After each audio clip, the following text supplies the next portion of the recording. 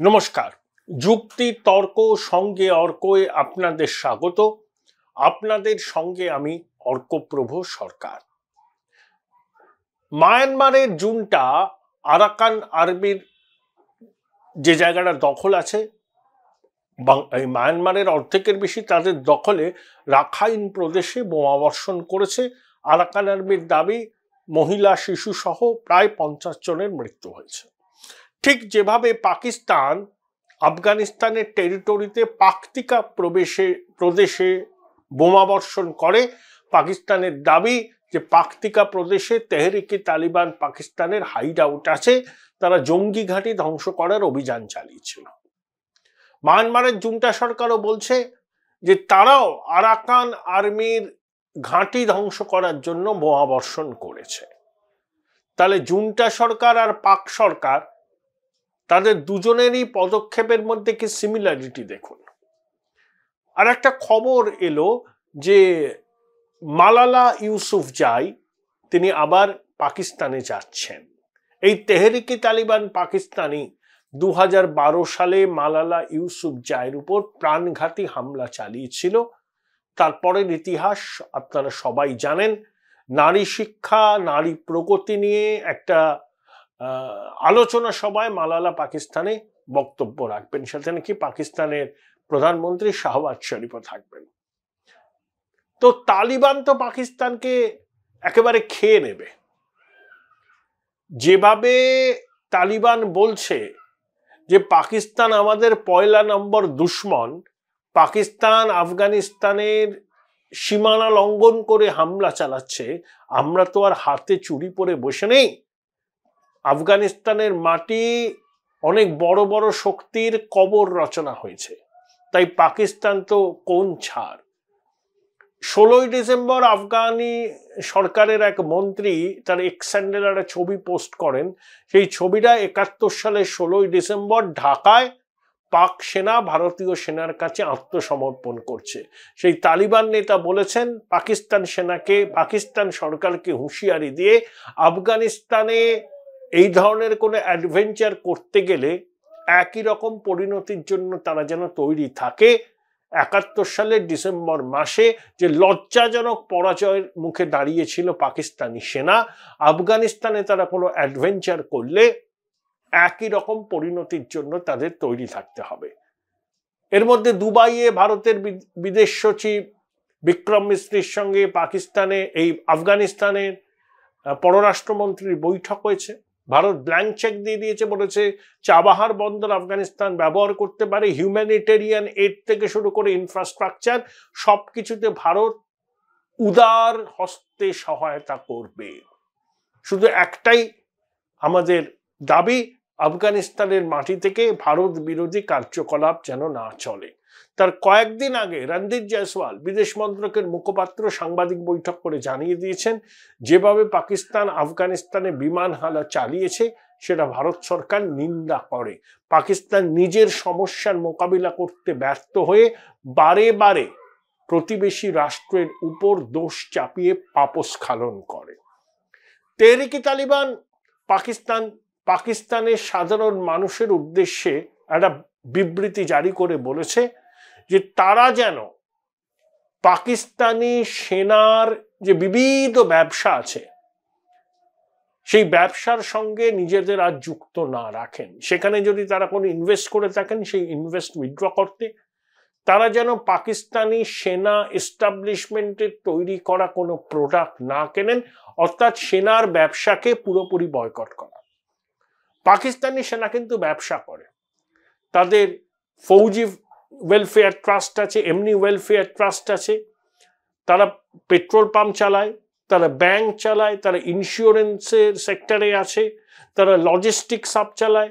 পাকিস্তান সেনা হাউজিং কমপ্লেক্সের ব্যবসা করে, ফৌজি আটা পাওয়া যায়, বেকারি আছে, সব কিছুই হয়। পাকিস্তানের সেনার ল্যান্ড প্রপার্টি আর এমনি নগদ এবং অন্যান্য সম্পত্তির মূল্য প্রায় $50 বিলিয়ন। 15-16 বছর আগে সেটা $20-22 বিলিয়ন ছিল, আমার ধারণা এখন $50 বিলিয়ন। তাহলে প্যারালাল এস্টাবলিশমেন্ট পাকিস্তানের সেনা। এখন তেহরিকে তালিবান পাকিস্তান বা বালুচ লিবারেশন আর্মি সেনাদের উপর আক্রমণ করেছে। আর বালুচ লিবারেশন আর্মি চীন পাকিস্তান ইকোনমিক করিডোরের বিরুদ্ধে। বালুচিস্তানের ল্যান্ডমাস পাকিস্তানের 44%। তাদের অভিযোগ বালুচিস্তানকে শোষণ করছে রাওয়ালপিন্ডি, ইসলামাবাদ এবং চায়না পাকিস্তান ইকোনমিক করিডোরের ফলে বালুচিস্তানের প্রাকৃতিক সম্পদ লুট হচ্ছে। তার প্রতিবাদে তাদের মজিদ ব্রিগেড, আত্মঘাতী মজিদ ব্রিগেড হামলা চালায় চীনা নাগরিকদের উপর। তাদের মধ্যে একজন মহিলা ছিলেন, তিনি উচ্চশিক্ষিতা, করাচিতে হয়েছিল। তাহলে এখন তেহরিকে তালিবান বালুচ লিবারেশন আর্মি কি বলছে যে এবার আমরা শুধু সেনা কনভয় বা পাক রেঞ্জার্সের উপর হামলা চালাবো না, এবার পাকিস্তানের মিলিটারি যে ব্যবসা করে সেই ব্যবসায়িক প্রতিষ্ঠানেও আমরা হামলা চালাবো। সেই জন্য তারা অ্যাপিল করেছে পাকিস্তানের নাগরিকদের যে আপনারা সেনাকে বয়কট করুন এবং সেনার ব্যবসাকেও বয়কট করুন।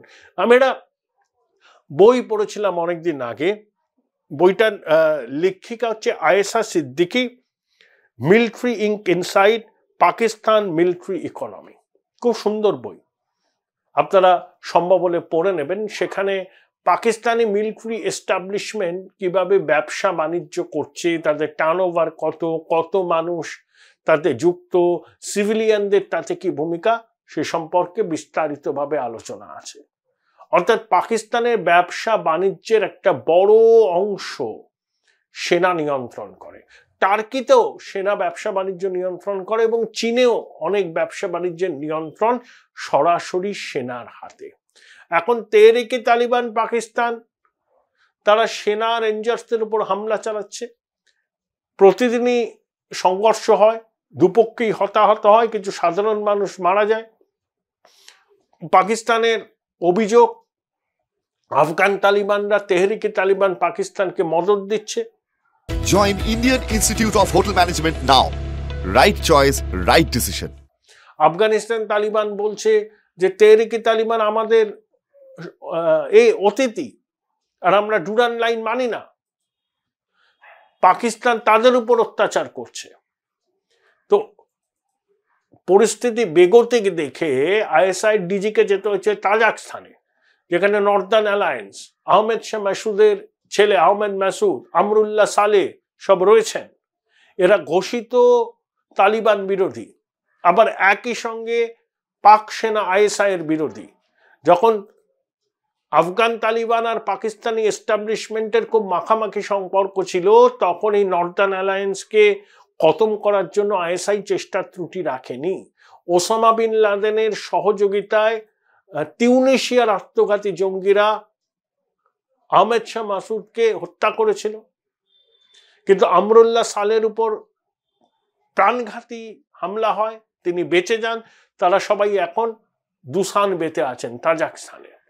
এদের সঙ্গে আবার ভারতের ঘনিষ্ঠ সম্পর্ক। পাকিস্তানের ডেসপারেশনটা দেখুন, তারা তাজাকিস্তানে চলে গিয়েছে, সেখানকার প্রেসিডেন্টের সঙ্গে কথা বলছে আইএসআই ডিজি, যে নর্দার্ন অ্যালায়েন্সের সঙ্গে যদি কোনো সমঝোতা করা যায় তাহলে এই ওয়াখান করিডরটাকে দখল করা যাবে। ওয়াখান করিডর দখল হলে আফগানিস্তানের তালিবানরা বেকায়দায় পড়বে। আবার ওয়াখান করিডোর হচ্ছে ভারতের সঙ্গে আফগানিস্তানের বর্ডার, গিলগিট বাল্টিস্তানের কন্টিগুয়াস। গিলগিট বাল্টিস্তান আমাদের অংশ, পাকিস্তান জোর করে ওটাকে দখল করে রেখেছে।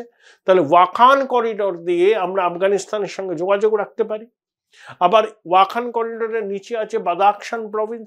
ওয়াখান করিডোরটা একটা প্যান হ্যান্ডেলের মতো দেখতে, আমরা প্যান হ্যান্ডেল দিয়ে এগ বুজিয়া এসব ভাজি বুজি রান্না করি না, ওই রকম। ওখান দিয়ে চীনে যাওয়া যায়, তাজাকস্তান যাওয়া যায়, পাকিস্তানে যাওয়া যায়। জিও পলিটিক্সের ক্ষেত্রে খুব গুরুত্বপূর্ণ এই ছোট্ট স্ট্রিপটা। তাই নর্দার্ন অ্যালায়েন্স তাজাকিস্তান সরকারের কাছে পাকিস্তানের আইএসআই ডিজি চলে গেছে যে তালিবান বিরোধী একটা কনসার্টেড এফোর্ট নেবার জন্য, একসঙ্গে তারা লড়াই করবে। পাকিস্তানের বিদেশ নীতির যে কি দৈন্য, যে নর্দার্ন অ্যালায়েন্স তাদের দুশ্মন নাম্বার 1 ছিল, পয়লা নাম্বার দুশ্মন, তাদের কাছে চলে গেছেন ডিজি আইএসআই যে আফগান তালিবানদের টাইট দিতে হবে। কিন্তু আফগান তালিবানরা তো জানেন যে পাকিস্তানের ছলা কলা, এবং তারা কিন্তু খুব মানে কি বলবো যোদ্ধা। দেখুন ভারতবর্ষের স্বাধীনতা আন্দোলনে খান আব্দুল গাফফার খান, সীমান্ত গান্ধী, তিনি পাস্তুন, তিনি লড়াই করেছিলেন, তার বীর গাথা প্রজন্মের পর প্রজন্মের মানুষ জানেন। বালুচরা লড়াই করেছিলেন। এরা বেসিক্যালি স্বাধীনতা প্রিয়। পাকিস্তানের তামেদারি তারা মানবেন না। পাকিস্তান আফগানিস্তানকে তাদের পঞ্চম প্রদেশ হিসাবে ট্রিট করতে চেয়েছিল। কেন মানবেন আফগানরা? তারা মানেননি। আমি তালিবানি শাসন পছন্দ করি না, সেখানে নারী অধিকার নেই, অনেক রকম সমস্যা। কিন্তু পাকিস্তান যেভাবে আফগানিস্তানের সার্বভৌমত্বকে চ্যালেঞ্জ করছে, যেভাবে বিমান হানা চালাচ্ছে, যেভাবে আফগানিস্তানকে পঞ্চম প্রদেশ হিসাবে ট্রিট করার চেষ্টা করছে, তালিবানরা সেটা মানছেন না, আফগান নাগরিকরাও সেটা মানছেন না। তাই তারা কিন্তু পাকিস্তানকে ছেড়ে কথা বলবেন না। পাকিস্তান এটা জানে এবং সেই জন্যই তাদের ডেসপারেশন, যে কোনো মূল্যে এককালের শত্রু নর্দার্ন অ্যালায়েন্সের সঙ্গে একটা সমঝোতা করা। শত্রু আমার বন্ধু। এই প্রেক্ষিতে তেহরিক তালিবান পাকিস্তানের যে ফতোয়া এই পাকিস্তানের নাগরিকদের প্রতি, যে আপনারা ফৌজিদের বয়কট করুন, ফৌজি ফাউন্ডেশনের তৈরি করা জিনিসপত্র নেবেন না, এবং তারা বলেছেন যে ফৌজিদের বিজনেস এস্টাবলিশমেন্ট এবার তাদের পরের লক্ষ্য। অনেকে বলছেন, অনেক অ্যানালিস্ট শুনছি, এবার তেহরিক তালিবান লাহোর, করাচি, ইসলামাবাদ, রাওয়ালপিন্ডি, মুলতান, পেশোয়ার এই সমস্ত জায়গাতে হামলা চালাবে। নর্থ খাইবার পাখতুনওয়াতে তারা অনেক হামলা চালিয়েছেন, ওগুলো দুর্গম জায়গায়। Main city, main hub, main business hub, যেখানে পাকিস্তানি সেনার বিজনেস এস্টাবলিশমেন্ট আছে, সেটাই এখন তেহরিক তালিবানের টার্গেট। পাক সেনাও বুঝেছে পরিস্থিতি ভালো নয়, কারণ তালিবানদের সঙ্গে পাঙ্গা লড়া যে কোটা সহজ ব্যাপার হবে না, সেটা আইএসআই বোঝে, পাক সেনা বোঝে। পাকিস্তান হয়তো সামরিকভাবে অনেক বেশি শক্তিশালী আফগানদের থেকে। আফগানদের তো ট্রেন্ড আর্মি নেই, গেরিলা, মুজাহিদ, কিন্তু অত্যাধুনিক অস্ত্র আছে। বাগরাম এয়ারবেস থেকে আমেরিকা যখন চলে গেল, সেখান থেকেই প্রচুর অত্যাধুনিক অস্ত্র তালিবানদের হাতে চলে গিয়েছিল। তাছাড়া তারা অস্ত্র আমদানিও করছে। কিন্তু তারা তো যোদ্ধা, মুজাহিদ, তারা লড়াইটা করবে মরিয়া হয়ে নিজেদের রাষ্ট্রের সার্বভৌমত্ব টিকিয়ে রাখবার জন্য। সেটা পাকিস্তানের কাছে খুব সুখকর পরিস্থিতি হবে না। এখনই নেই সুখকর পরিস্থিতি।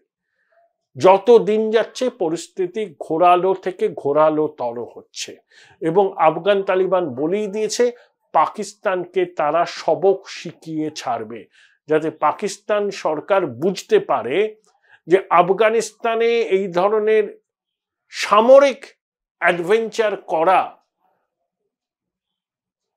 করার মাসুল কতটা তাদের দিতে হচ্ছে।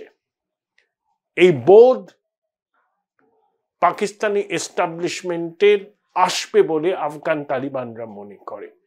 তাই তারা এবার আর পার কি লড়াইয়ের ডাক দিয়েছে পাকিস্তানের বিরুদ্ধে।